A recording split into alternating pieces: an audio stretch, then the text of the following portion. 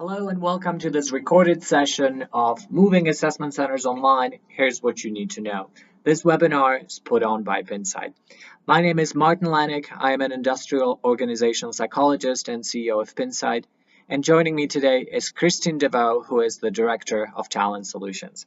Chris has been working with our clients on helping them to move assessment centers online. So she is definitely a great expert in this area, and I'm glad that she could join us. Today's webinar is going to focus on three things. First, we'll talk about why moving assessment centers online is a good idea. Then we'll talk about the impact this has on assessors. And lastly, how to design assessment centers for online administration in a way that really works and that leverages the technology and creates a really positive experience for participants. So we're starting with the first question. Why should we move assessment centers online? Well, the first and easiest answer is that everybody else is doing it. As you look at the market trends, today, a lot of organizations have already moved assessment centers online or they are in the process of doing it. Why? There's a clear business case. It increases efficiency and cost savings. And then it also allows you to reach greater number of participants in remote geographic locations. This is a recent study from Mercer, 2018 Talent Trends, and it showed that already 66% of North American organizations are using virtual day-in-the-life assessment centers. This is a number that's been increasing over the years since we've been monitoring it, so there is definitely a great appetite for the technology and for delivering assessment centers in a more efficient way. So the efficiency of moving your assessment center into an online environment ranges from scheduling through to administration, to scoring and data integration, to the generation of reports, and also to the development process. From an assessor perspective, assessors are able to go into their profile. They have a calendar where they can actually indicate what days and what times they're available when they would like to take assignments. And this then translates into the participant sessions. A participant logs into the online platform, goes to look for a time slot that's convenient for their schedule, and picks a time slot. It's all seamless. There's no need to involve the back and forth between an admin, talking to the assessor, talking to the participant, scheduling meeting rooms, and so on. It's all done seamlessly by the assessor and the participant. So I'm thinking of all the Excel spreadsheets that we used to have and what a nightmare this used to be. So now technology makes scheduling just so much easier. And what are the efficiencies for the participant, Chris? Wonderful. So rather than having to fly across the country, go into a hotel or bricks and mortar facility somewhere, they can just take the assessment from the comfort of their own office or their own home. They just log in. Everything is presented to them on the screen. Here you're looking at some examples of the types of exercises that can be presented to the participant without having to leave their office. So you've got, anything from setting up a new business strategy through returning an email to their manager, to having a role play, coaching a direct report, through video conferencing, as you can see in this example. And it's all in one place. Yeah. Now, we talk about this as an online assessment center, but you can still use this technology in your brick and mortar facility. So if you are not comfortable to move to a format where the participant is maybe taking the assessment center from home, you can still use the technology and then just set up like testing rooms and testing computers in your office. And then from an assessor, of course, there are some streamlined processes that technology will allow. Absolutely, yeah. So as well as the scheduling technology, we also have, this is what we're looking at here, is the scoring dashboard. And so an assessor can now go into their dashboard. They've got the competencies with the behavioral indicators. They've even got the bars available. If they click that little question mark button, it'll give them examples of what a 1, 2, 3 is. And then at the same time, while they're scoring, they can go and open the notes section, see what notes the participant made, read the emails the participants sent. They can go and look at any role plays that were conducted during the assessment, and they can also go and listen to all of the voicemails that were left. The logs feature is very nice because you can actually go and see exactly what did the participant do throughout the simulation, how quickly did they respond to an email prompt, for example, when did they go and open the data in the file section. It's all at your fingertips, just a one-stop shop. Okay, great. So then what's the business case? Just right off the bat, all the efficiencies that Chris mentioned are going to translate to about 80% in cost savings. And when you look at an example project of maybe 30 participants, this is what it means from a dollar value perspective. You're saving just $200,000 or so right off the bat from using an online versus brick and mortar assessment center.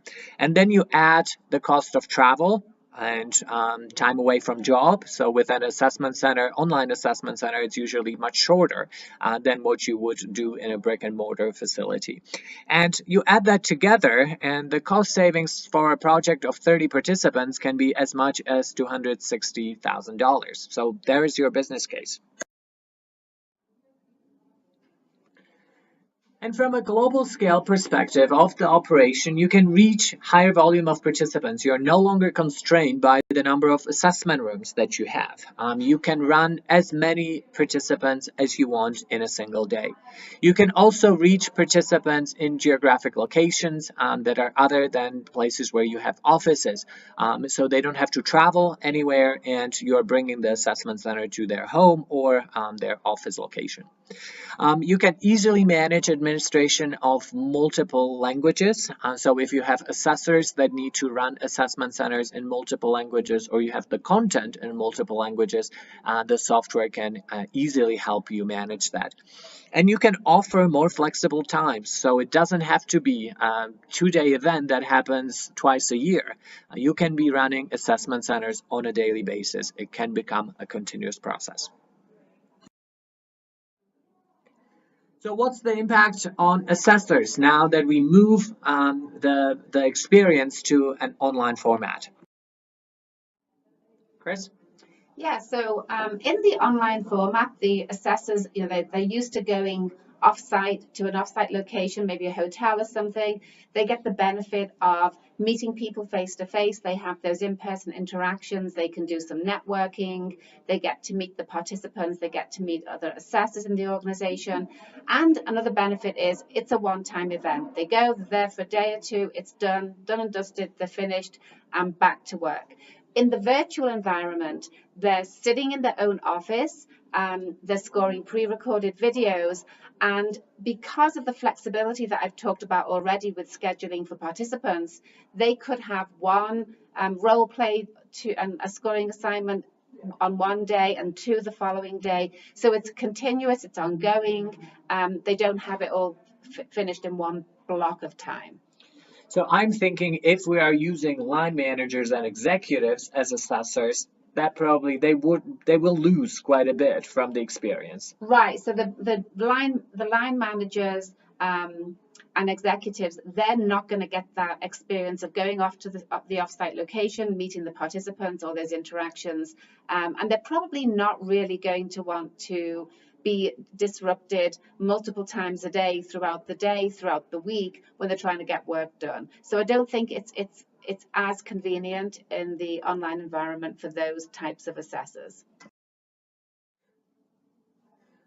Okay, great. So when it comes to then the process, there is definitely room for line managers and full-time senior consultants, maybe even executives, to be involved, because we know that their involvement in the assessment center process is critical from the buying perspective.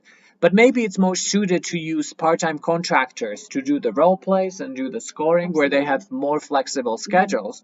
And then for line managers and executives, we get them involved after the assessment center, after a report is generated. So we get them involved in the debriefing and the feedback giving and the development planning and the ongoing coaching. These are all hugely valuable experiences, and also developmental experiences for the managers and executives themselves. So what are some of the issues with designing exercises for online administration? There are 5 common design issues that we hear about. The first one, should you use day in the life model or a set of independent exercises? The clear benefit of day in the life model is that it's all integrated. The participant takes it from one user interface, and it feels much more realistic, because think about how you go about your job. You don't have one task and then another task, and then an unrelated task. A lot of the tasks are related together. And that's exactly how the day in the life assessment centers are set up. There's clear benefits to a set of independent exercises where they are easier to score, they're easier to develop, and then for assessors, they give opportunities for independent observations. Majority of the virtual assessment centers that we see really follow the day in the life assessment center model. The types of exercises that are useful in or that are possible to do in an online assessment center is every or majority of the exercises that you can imagine. They just take slightly different format. For instance, a case study might arrive as an email with instructions from your boss, or a role play might arrive as a appointment in your calendar. But you can do all the classic exercises. The one exception is a group exercise, because those are very difficult technically, and they are very awkward for the participants and also for the assessors. There are technical issues. Oftentimes people cannot hear each other. The internet might go out from one person, or then you just get a highly extroverted person that basically takes the spotlight, and that's the end of that group exercise. So the one exception that is not really recommended for online administration is the group exercise.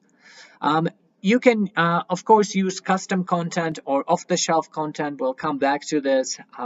There's benefits of qualitative, quantitative scoring. Both is possible. Of course, quantitative scoring is quicker. You can start utilizing some advanced algorithms. Same thing as you start integrating with psychometrics.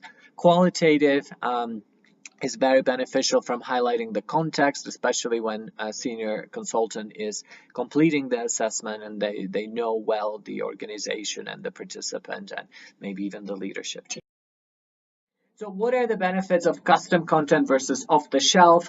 Custom content can be tailor-made to the client organization. It will feel very familiar to participants, and it's going to ensure higher buy-in. But off-the-shelf content has a known validity, especially if it was well tested. We know exactly how those exercises are functioning because thousands of participants went through them, and you can run some advanced statistical analyses on them. Off-the-shelf content also can be less confusing for participants with their actual job, because no matter how good of a simulation you design, it's always going to be a simulation. It's never going to be exactly like the job, and this might create resistance from some participants. I hope you enjoyed this 10-minute recording. If you'd like to know more about Pinsight and our virtual assessment center platform, please request a demo at pinsight.com. And thank you, Chris, for your time today. Thank you so much, Martin.